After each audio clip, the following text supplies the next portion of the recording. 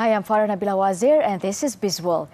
The government has no plans to reintroduce the Goods and Services Tax GST, taking into consideration the high cost of living faced by the Rakyat.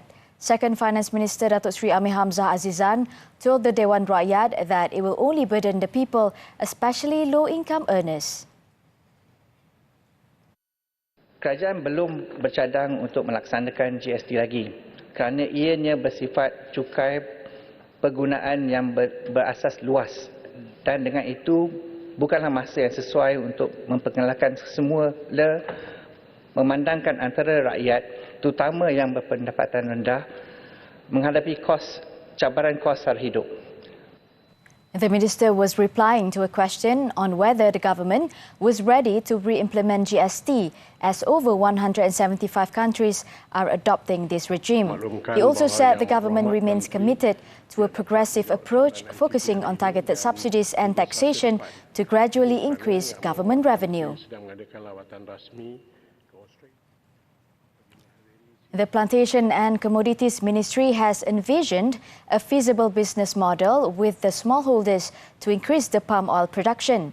Its Minister Datuk Seri Johari said this is by consolidating some 214,000 independent smallholders that own 822,000 hectares into clusters of around 8 to 10,000 hectares each.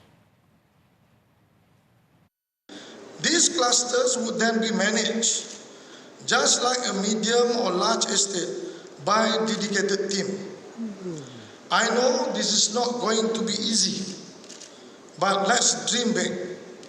If we are able to consolidate even 30% of these independent smallholders, we would have additional 250,000 hectares of land to be managed efficiently without any further deforestation.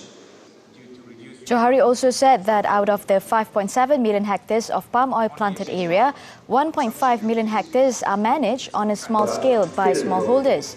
The minister stressed that a more pragmatic approach for smallholders is to replant on time, ensuring consistent maximum yields by leveraging on the technical expertise of large industry players and MPOB.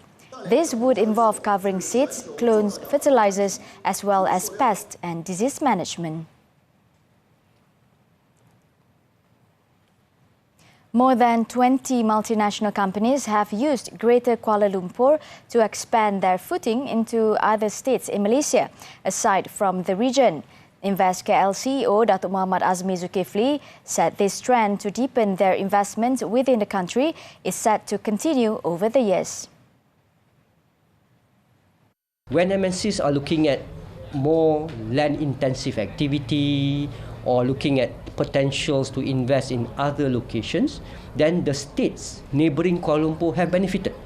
Negeri Sembilan, Sabah, Perak, Penang, to name a few, where the investors have gone in to work with certain companies to look at setting up their manufacturing plants outside of Kuala Lumpur.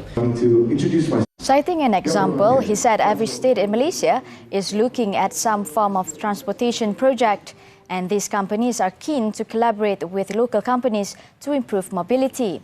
At present, the agency has attracted 139 MNCs into the country and secured almost 30 billion ringgit in investments since its inception in 2011. Bursa Malaysia closed lower today as markets appear to be disappointed with China's macro target. At 5 p.m, the FBM KLCI declined by 2.29 points to 1,536.98 points. Losers outnumbered gainers with 653 against 381 counters, while 450 counters traded unchanged. Earlier, China's government unveiled their 2024 GDP growth target of 5% today. And according to Bank Muamalat, such targets are deemed to be on the high side, considering that China is grappling with the property fallout. And that's all the time we have for Bizworld. I'm Farah Nabilah. Keep tuning in to TV3.